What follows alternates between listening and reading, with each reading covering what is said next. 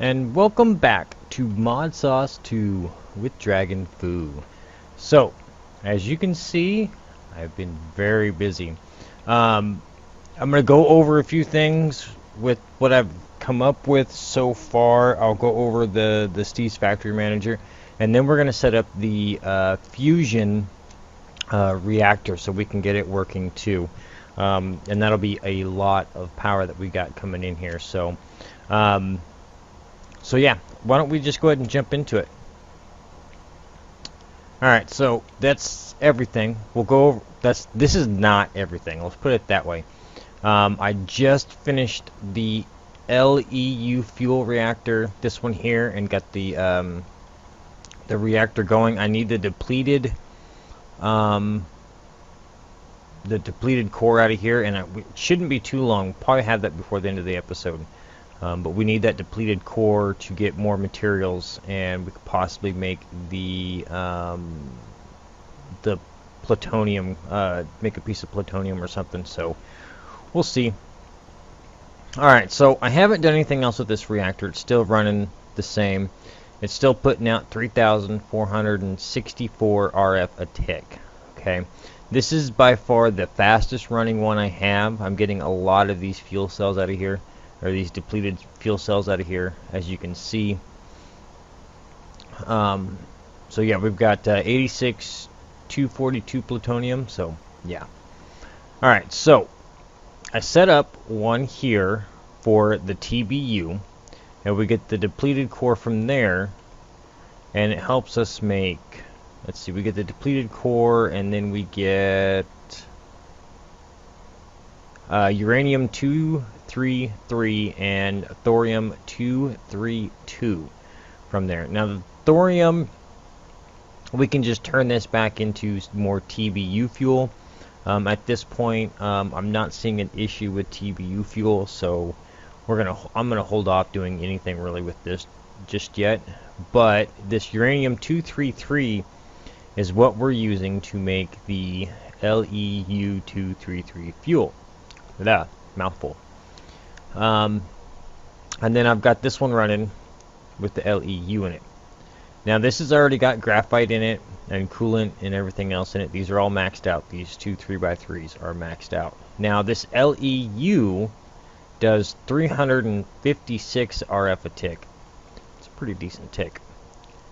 The TBU does 118 RF a tick. It doesn't seem too bad. Now, mind you, these are just small reactors. These are only 3x3s, whereas this one here is a 9x9. I don't have enough room in here to do a bigger reactor. Well, maybe back here we would have room to do a bigger reactor, but I don't have room for 3 big reactors back here, and this is all passive stuff anyways, just so we can get the next stage for materials and stuff. So we seem to be doing fine. The TBU seems to burn out. The burn time on this one is pretty long. As you can see, the fuel is not really going down that fast, whereas if you look at this one, it goes down a lot faster. The burn time on these LEU cells are a lot faster. So, and then this, of course, is going like crazy, but it's also a big reactor, but the HEU burns faster. So so let's see, if as far as bang for buck goes, I don't know, they're all kind of even. This one pulls out, the HEU pulls out a little bit ahead, simply because this is easy low level stuff. The burn time is long, but it's got a low RF a tick. This burn time is pretty quick, and it's got double the burn time on it, but it goes pretty quick. So LEU, I'm not impressed with. LEU seems to burn out pretty quick, and it's only double what you get out of the TBU. And this guy here puts out a lot of RF, and it's got a semi-slow burn time. I mean, it's still going, you know. So HEU, I would say, pulls out the most, but it's the most expensive.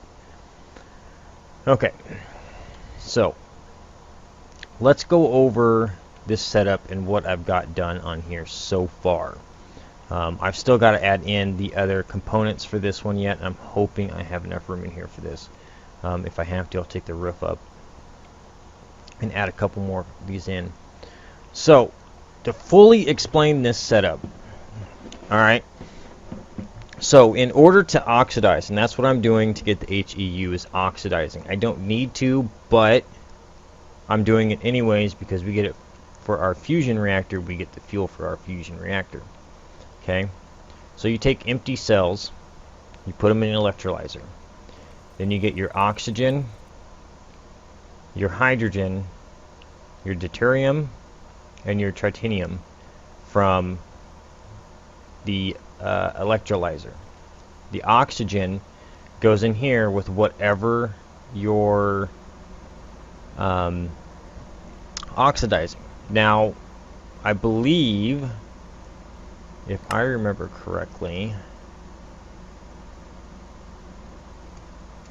you should be able to oxidize almost anything. I could actually just look in the recipes on here. You can oxidize your different cells. There is an HEP fuel cell, but I haven't seen how to make that one yet. But you can actually oxidize the fuel, the different uraniums, or your different ores. And I believe it might increase the... you can delete that. Does that give you... That's kind of different. I didn't think about that. But yeah, that would be one more step we'd have to do in here. And I'm not interested in that right now. So, anyways. So yeah. So I'm just oxidizing this. And the... NEI is not showing the fuel usage or the fuel power for these and how much power each one of these provides. So I can't actually tell you for sure if oxidizing it gives it more power or not. But yeah, and then in here, this first separator is taking the ingots and separating them out into the different uraniums. And then the, let's see, we got uraniums, and then the thorium. Yes, thorium and I believe uranium. I think I'm getting uranium out of the thorium ingots too. So, and then the second one takes the depleted cells and breaks them down and gives me the next stage of stuff to use. So, no, I've already got an extra cell in here. Or no, I had that extra cell. So yeah, that's basically what the rundown is of it. So, alright, I'll show you how I have this set up. Now, I've got these all separated out to keep it more organized. So our empty cells, this makes both cells. And I put conditions in here. These are for the fuel cells, and these are just the empty cells that we're electrolyzing. So if there are no empty cells, it will want to craft iron platings. If there are crafting or iron platings in here, it will craft the fuel cell. If there's not, it will craft the iron plating, and then it will repeat. It'll go back over to here. And it's the same thing over here. If there are tin plating, it'll make the empty cell. If there is none, then it'll make the tin plating. Now, I'm not 100% sure that this one is working, simply because I have not run out of anything yet. As you can see, there's a lot of these left, both of these cells. So I haven't run into an issue with this yet, so we'll see. Alright, so storage in. This is mass in everything. This is one trigger for every input. So from all of our machines are inputted into the system, and from this chest is inputted into the system. Now what this chest does is this distributes the fuel to the reactors and then picks the fuel up from the reactors, and they go into here.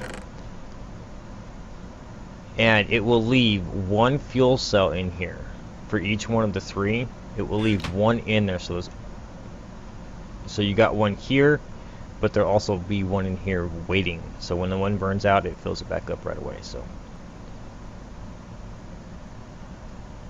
all right, the electrolyzer, simple setup. Again, just in and out. Puts the cell in. Just puts this, yeah, just puts the empty cell in, and it will keep just one stack of 64 in there at all time. It won't try pushing anything more in there. And then the oxidizer is the same thing. It puts the uranium in there and the oxygen cell in there, but it's only doing one stack, so it's not trying to push. Because you can push the uranium in there and it'll fill in the oxygen cell as well. So you need to make sure that there's only 64 in here of the uranium, or it'll try filling it up. And that is simply done by your output. Open up your items and you right click and you just specify amount in 64. So it keeps a stack in there at all times. Simple as that. Let's see, the separator, there's two different setups right now. One for the ingots and then one for the depleted cells. I might be looking at if I'm expand this system to actually deal with crushing and smelting all the ingots and everything. I will probably set up another one to handle the ingots as well, separate it out to two of them, just to make it a little bit easier, or make it go a little bit faster, more efficient.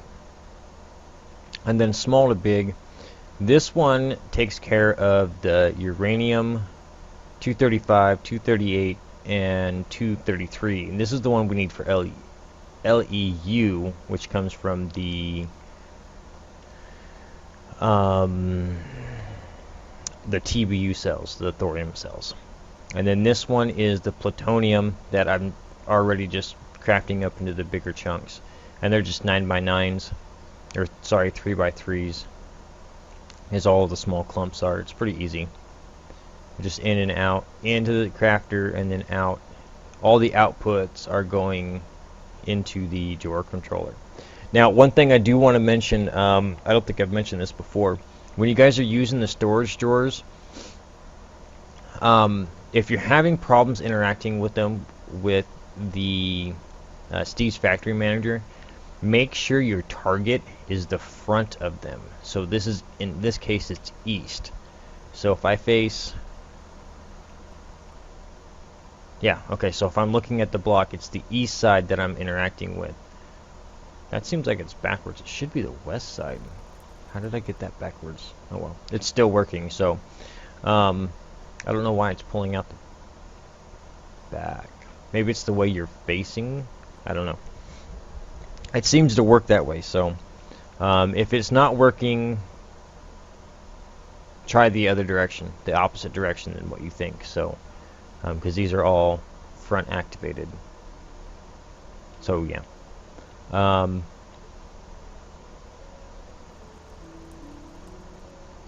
Okay, so small to big, and then the fuels, there's pretty much just another crafting commands.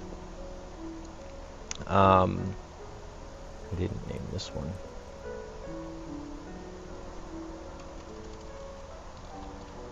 LEU 233, right? Yeah, 233. Alright, so that's just another simple crafting one. It's got the 3 fuels that I'm using. And then I don't think I'm going to do anything else with the fuel and the fuel cells. It's just another simple command one, or craft command one. See, I didn't name that one either.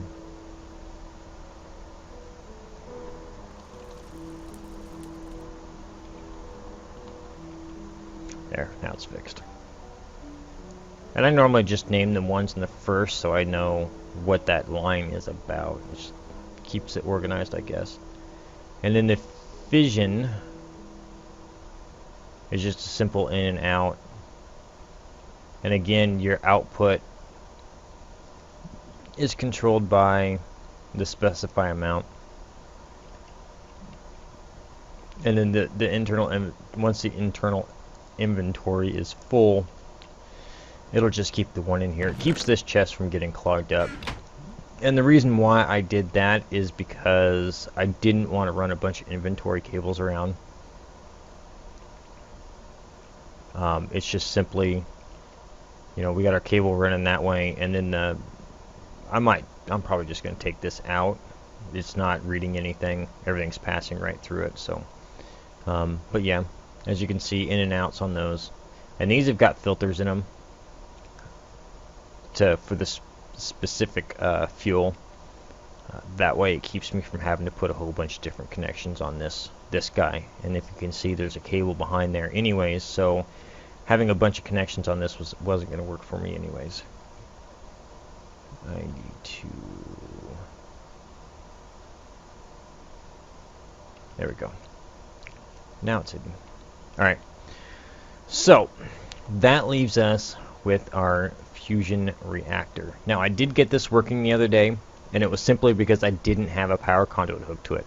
When I stopped recording last time, I just simply hooked up a power conduit to it, and it started running. So, we are going to work on the fusion reactor. So first thing we need is the location for the deuterium cells, which is 784, and that's on Y85. That is the deuterium. We'll take one of them. And then the tritanium cell is still on 784, but that's at 86Y. And then we'll take one of them also. Now, since those are already automatically getting populated in there, we are going to not worry about that. Make a new group.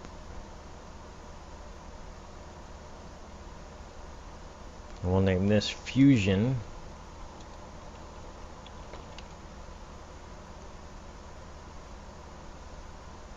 Oops. Okay, so we want an output, an input, and our trigger. Now we're not going to hook this up just yet. I need to set up the filters for it firsthand. Alright, so our input is going to be 84, 85 first. So 84, 84, 84, 85, and then 84. 486.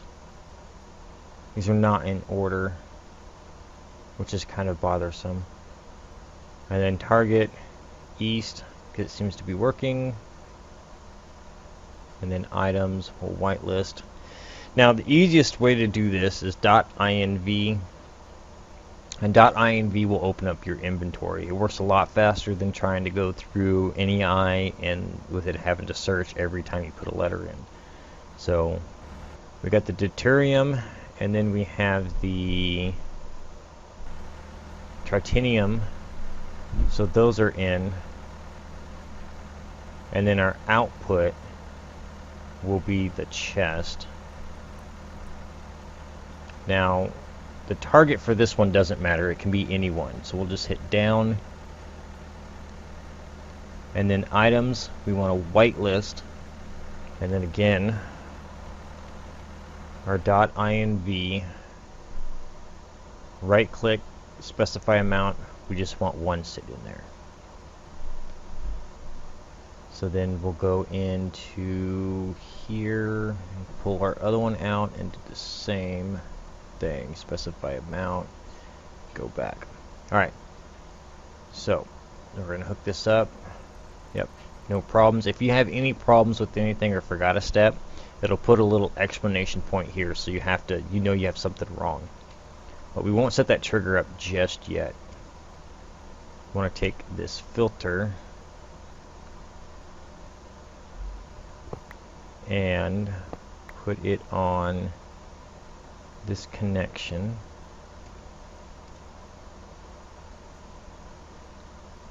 Not for our extract, we want in and out, insert to be green, extract to be brown, always active. Alright, so on our insert side, we're going to put this filter and then put our 2 cells in here.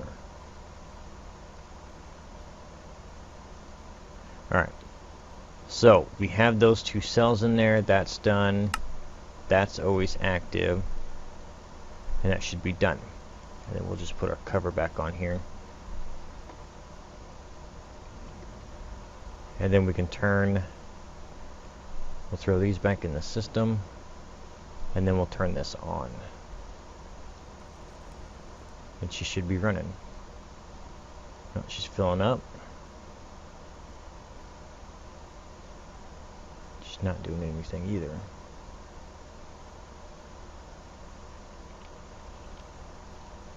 Let's see. There is one thing you need to put in here also, is the energy caps, these empty capsules. And these are to collect the hydrogen from here. I wonder if I have to reconnect that energy line.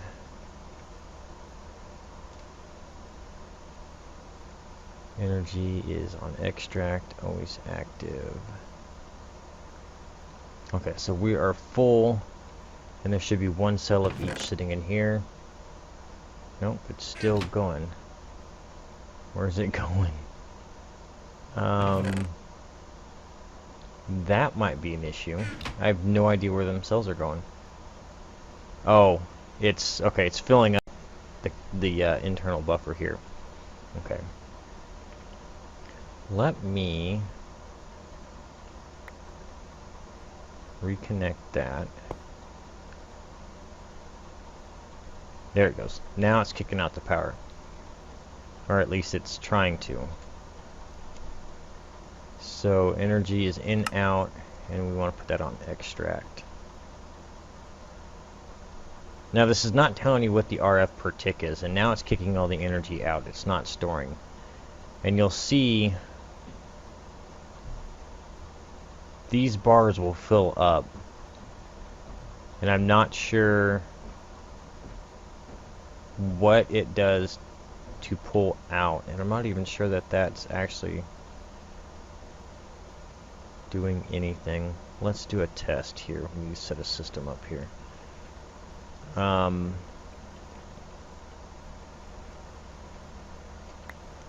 Pull that off, because that's won't be powering anything. And then we'll shut the reactors off.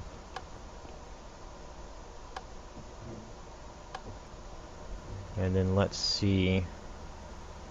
Yeah, see, that's not doing anything. So I wonder. Let me look at this for a minute and see if I can't figure out why this is not producing energy. So maybe I've got it hooked up wrong or something. I don't think there's a side output or anything on this. So I'll be right back, guys.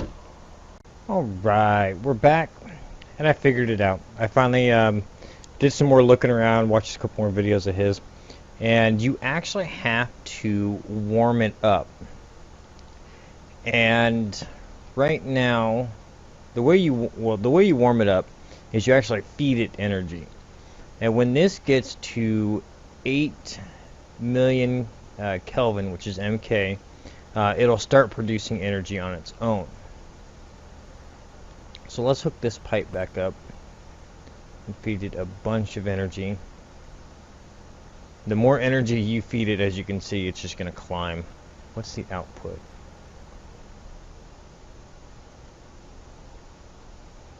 Yeah, we're still balanced. Feeding that thing everything we got, and we're still balanced. So, and that's with these 3 reactors going in the background. So once this hits 8, oh, I got that turned. Once this hits 8, it's going to start making its own RF. So as you can see, we're up to 15, 16. This heat's going to start rising. The higher this goes, the more efficiency you'll get. And I remember it's like 800 is the 100% efficiency on there. Now, the problem is just like all the other reactors, the more heat you get, the more danger it is going to explode. So, see, we're already at 1%. Now, being a 1 reactor size, this is going to go fairly quickly. We don't have to worry about... it won't take very long to get this thing heated and going and working. So, but we want to make sure we don't let this overheat, because it will explode like the rest of them. And we're at 4% efficiency, and we're already making what, about 600 RF. Yep. So I mean, it's a lot of energy. And this is just simple. This is easy. There are other fuel combinations. I haven't actually seen a list of the different fuel combinations yet. And like I said, the NEI interface with this is not working at the moment, so there is no recipe thing in here. There is, nothing telling you, hey, this is what you put in here and whatnot, because it is saying that one of the things he was saying was borium and hydrogen was one of the fuels you can put in here.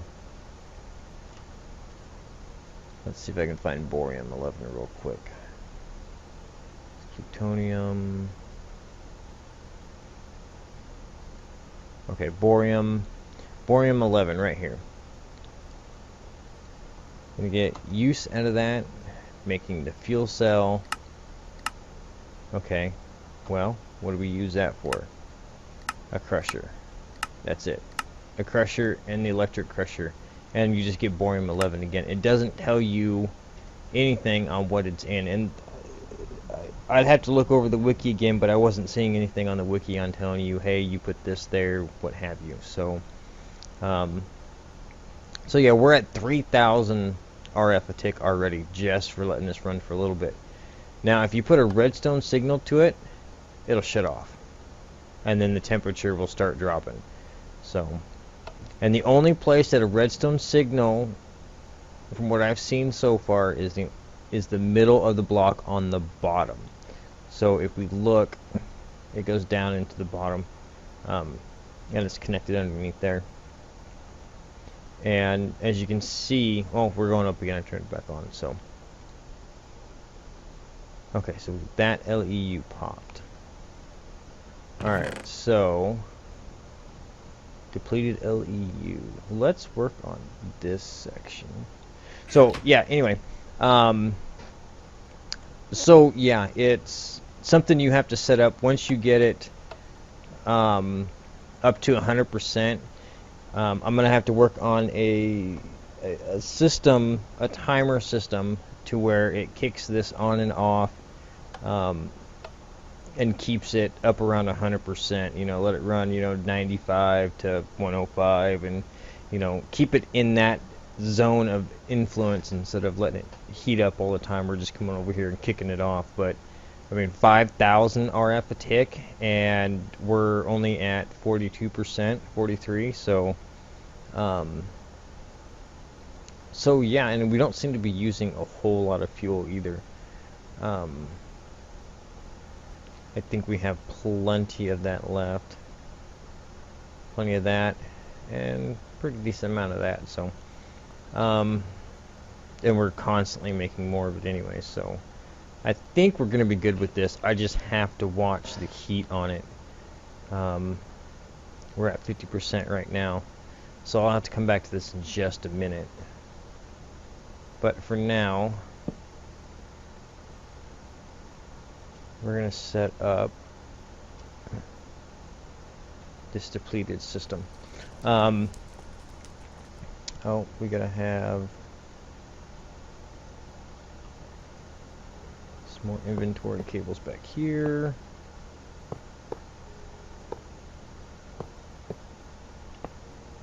Okay. So we're going to need a couple more of those. And stop it.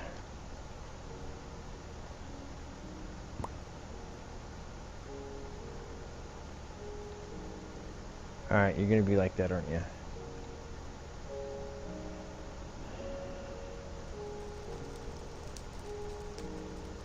You're just gonna fill up.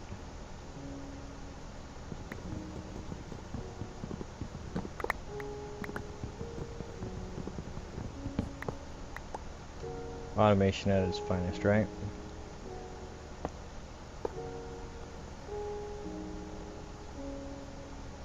$8,000 RF a tick. And see, now we're building. We're actually storing energy now. We're not. It's not going out anymore.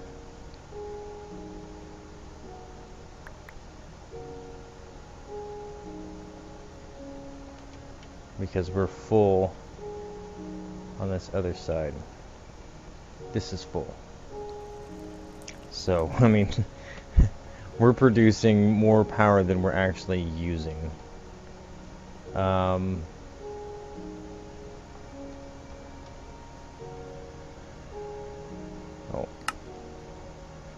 I'm going to make 2 of these.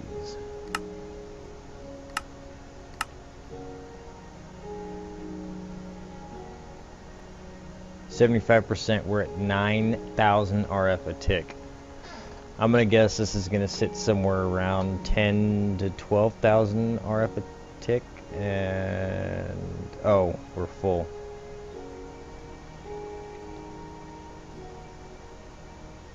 But I think the heat, even if this thing is full, I think the heat is still going to. Yeah, see the RF a tick is dropping.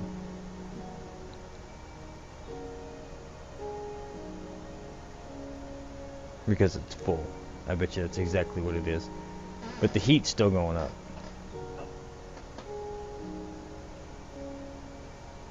Oh wait, don't I have a vibrant? Yeah. Let's stick this in. I want to see what the input is on this.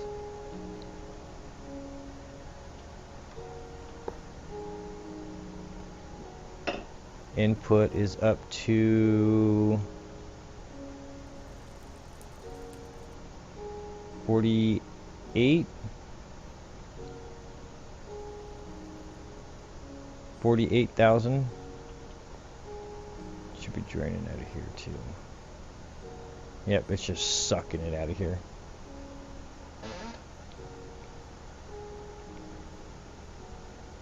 Okay, 85%. We're at 10,000 RF. I want to see this at 100%, so I'm trying to kind of keep an eye on it. All right.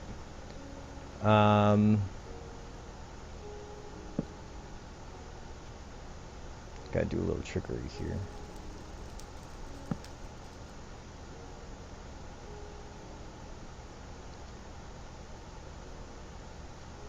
Because I'm gonna have some byproducts from this. I know I am. So I'm gonna set these up firsthand. Let them be locked. Where are we at? 89. See, it's full. It's already full. It already filled that capacitor. Wow.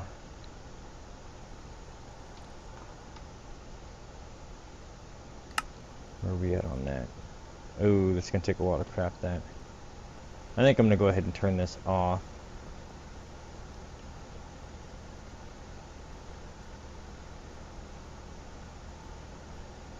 Because that heat's gonna keep rising unless...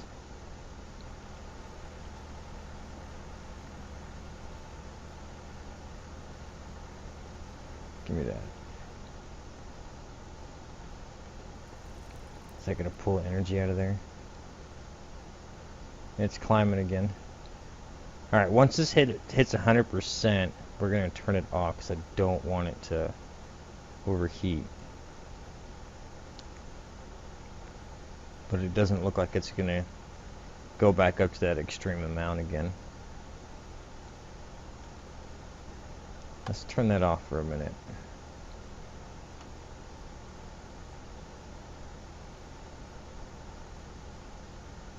Alright, let's do this real quick and we'll turn that back on.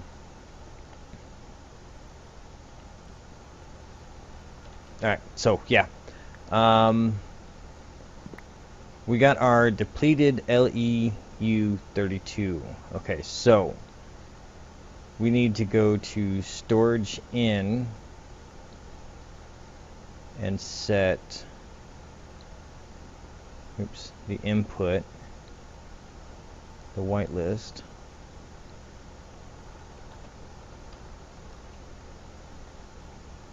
and add that to the whitelist. So now whenever that comes into the system, it'll automatically go to the storage. Alright, so the next part is the separator. We need to add, we're going to add it into this one. Well, no, we'll just add it in here. And location for this depleted is 86, 84.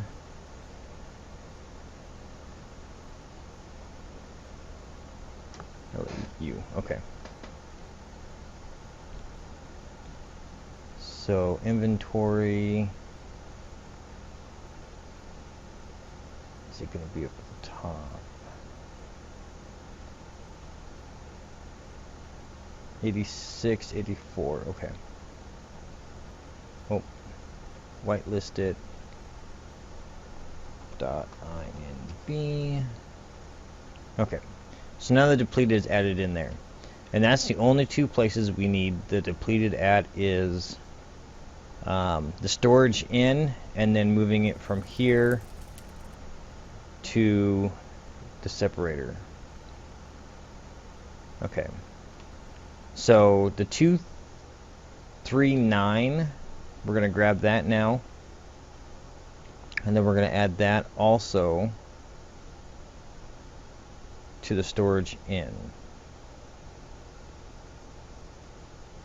So that when it comes through the system,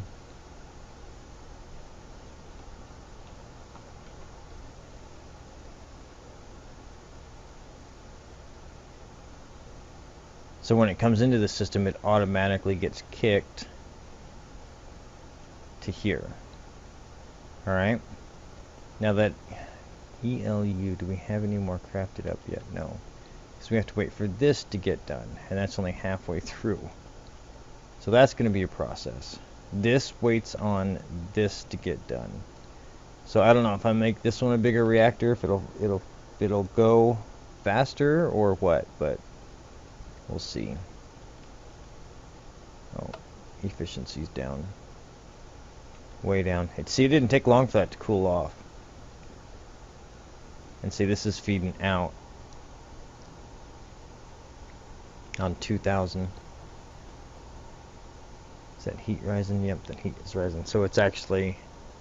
Alright, so yeah, that's actually making RF again. Alright, so now we need to make the smalls into big. And that is P239. Okay. Sorry, I'm writing this down so I don't have to look at it while I'm in here. So, small to big. We're going to add in a output, craft, and an input. Alright, so input, target inventory will be 786, 85. There we go. Target east,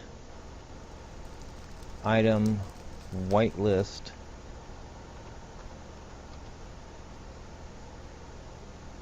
our plutonium. Our crafter will be simple enough on crafting. And the nice thing about doing this .inv is it actually remembers that's what you had in last. So you can just click and click and click.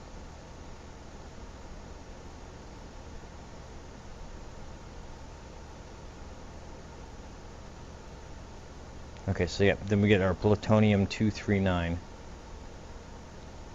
Priority we don't do anything with, and then our drawer controller is where we output to. For our extras, and then output is simply drawer controller, east, and then connect our dots. Now we don't have enough. There's only 7 in there. That makes 8. We have to wait for this fuel to run out.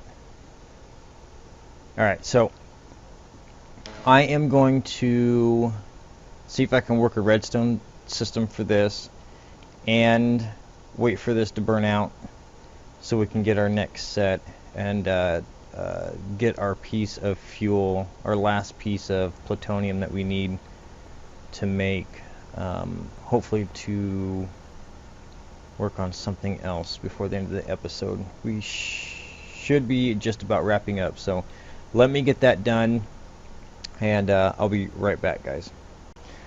Alright guys, we're back. Unfortunately we are out of time and it is getting late, so I'm gonna go ahead and cut the video here. We need a lot more plutonium. What is it, 249 or 239? I need about 3 more pieces of this. Unfortunately, I'm going to be sitting here waiting for the next 4 or 5 hours for a couple more of these to run, so we can get some of these to run, so we can get some more 239. Now I need to make the HEP 239 fuel, and that takes 4 of the 239 and 5 of the 242. Okay, why we are making that? Because we make the fuel cell, the depleted one gives us the 238, and the 238 is what we need to make the RGT capsule. So it's a long process, and then it's making it all up. I have not, I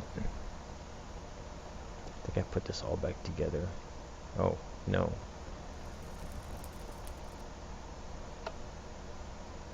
I haven't got this quite worked out yet. Actually, I'm just gonna keep that turned off for now. I'm still working on the system for turning this on and off. The RS latch from Blue Power is acting a little funny, and I was thinking about a T-flop, just a regular redstone T-flop, but I'm having problems with Blue Power integration on that for the timer. I might try some different timers. Might try the Britannia timer on it and see if that works, if I can get a good enough pulse off of that to activate this and let it run. So we'll see. I'll show you guys what I get done next episode. I should hopefully next episode have one of these radiostopic thermoelectric generators going, hopefully. But yeah, guys, until then, if you like the episode, like what you're seeing so far, hit that big thumbs up button, show me some love, show me some support. New to the channel, new to the series, hit that big red subscribe button so you can see some more. And as always, guys, leave the comments and questions in the down below. Until then, guys, I'll see you next time.